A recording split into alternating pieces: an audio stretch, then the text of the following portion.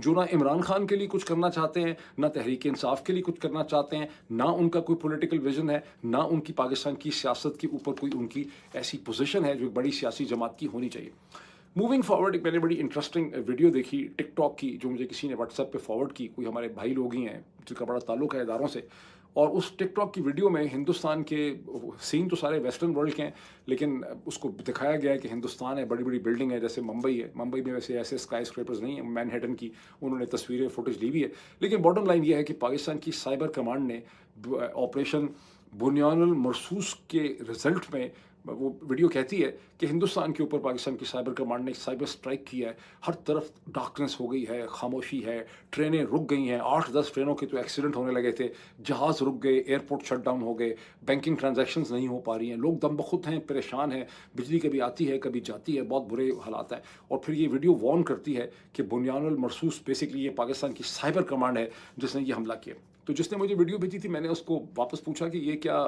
جو 7 مئی اور 10 مئی کے درمیان میں دھینس پٹینس ہماری ہوئی تھی، ہندوستان پاکستان کی جنگ ہے، اس میں کیا کوئی ایک ایسا مومنٹ آیا بھی تھا جہاں پاکستان میں کہیں ایسا تو نہیں ہے کہ سائبر کمانڈ نے کوئی ایسا جلوہ دکھایا تھا جس کے نتیجے میں نریندر مودی نے پریشان ہو کے کہا کہ پاکستان سے صلح کر لو؟ تو انہوں نے ہنس کے کہا کہ نہیں نہیں نہیں، یہ ایک طرح سے وارننگ دینے کی کوشش کی جا رہی ہے، اتنا خرچہ کر رہے ہیں آئی ایس پی آر والے۔ اب ظاہر آئی ایس پی آر نے ویڈیو ایشو نہیں کی، لیکن خیال ہے کہ آئی ایس پی آر نے ہی وہ ویڈیوز جو ہیں بنائی ہیں۔ تو یہ ہندوستان کو، نریندر مودی کو ایک وارن کرنے کی کوشش کی جا رہی ہے کہ پاکستان کی سائبر کمانڈ جو ہے، غلطی نہ کرنا، ہمارے ساتھ پنگا نہ کرنا، پاکستان کی سائبر کمانڈ جو ہے وہ تمہارا یہ حشر کر سکتی ہے۔ مجھے اس کے اوپر بڑی ہنسی آئی کہ بھئی ظاہر ہے کہ پاکستان کی سائبر کمانڈ کے اندر اس قسم کی صلاحیت یا کیپیبلٹی پائی جاتی ہے، تو ہندوستان کی بھی ایک سائبر کمانڈ ہوگی۔ یہ تو نہیں ہو سکتا کہ وہ گنجے بہرے بیٹھے ہوئے ہیں، ان کے پاس کوئی سائبر کمانڈ نہیں ہے، ان کی بھی ایک اتھارٹی ہوگی، ان کی بھی ملٹری اسٹیبلشمنٹ کو پتہ ہوگا کہ پاکستان کی اس قسم کی کچھ سائبر کیپیبلٹی ایگزسٹ کرتی ہے، اور اگر واقعی ہماری کرتی ہے تو جب وقت آئے گا تو پھر ہم ان کا حشر نشر کر کے ان کو دکھا دیں گے۔ پہلے سے ہم ویڈیوز بنا کے خرچہ کر کر کے ان کو وارن کرنے کی کیوں کوشش کر رہے ہیں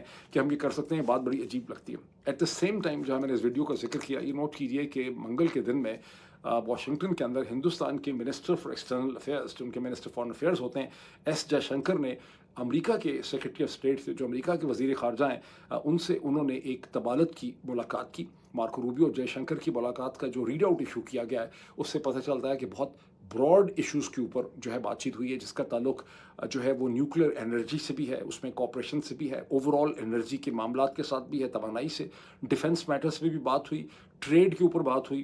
منرلس جو ہیں کرٹیکل منرلس، اس کے حوالے سے بات ہوئی، اور کوآڈ جو 4 کنٹریز کا ایک الائنس ہے جس میں ہندوستان، امریکہ، جو پیسیفک کا ہے، اس میں آسٹریلیا ہے، اس میں جاپان ہے، اس کے معاملات میں کہ بائی لیٹرزم بھی چاہیے ہمیں، ریجنل کوآپریشن بھی چاہیے۔ اب ایس جے شنکر کی جو ملاقات ہوئی ہے مارکو روبیو کے ساتھ، یہ ٹھیک ایک دن کے بعد ہوئی ہے جب ڈونلڈ ٹرمپ نے پہلے ٹویٹ کیا کہ ہمارے ہندوستان کے ساتھ ٹریڈ معاملات ٹھیک ہو گئے ہیں، ہم 18% ریسیپروکل ڈیوٹی لگائیں گے، جس سے اس کے بعد ہندوستان کے پرائم منسٹر نریندر مودی نے ویلکم کیا، تو اس کے فوراً بعد ان کی یہ ملاقات ہوئی۔ یہ اور بات ہے کہ ابھی اسی دن میں، گزشتہ چند گھنٹوں میں، نیو یارک ٹائمز کے اندر ایک بڑا ہی ڈیٹیل اور خوبصورت انالیسس چھپا ہے جو یہ کہتا ہے کہ اس وقت ٹوٹل کنفیوژن ہے کہ ڈونلڈ ٹرمپ نے ہمیشہ کی طرح، جس طرح سے وہ کرتے ہیں، جیسے انہوں نے ہندوستان پاکستان کی جنگ کے ساتھ کیا تھا کہ اعلان کر دیا تھا اور اس میں کوئی کلیئرٹی نہیں تھی کہ کیا معاملات ہیں، اسی طرح سے انہوں نے ٹریڈ کے حوالے سے یہ ٹویٹ کر تو دیا ہے، لیکن نریندر مودی نے جب اس کو ویلکم کیا تو انہوں نے بھی اس کی کوئی ڈیٹیلز نہیں تھی۔ تو ابھی تک کوئی ڈیٹیلز نہیں ہیں، اور 4 چیزیں جو ہیں اس میں اسٹینڈ آؤٹ کرتی ہیں۔ ابھی میں مزید واپس آتا ہوں کہ مارکو روبیو اور ان کی ملاقات کی کیا سگنیفیکنس ہے ایس جے شنکر کی، لیکن 4 چیزیں پرابلمٹک ہیں۔ پہلے تو یہ ہے کہ ایک چیز ہی کلیئر ہوئی ہے کہ ریسیپروکل ڈیوٹیز 25 کے بجائے 18% ہوں، 18% ہوں گی، لیکن یہ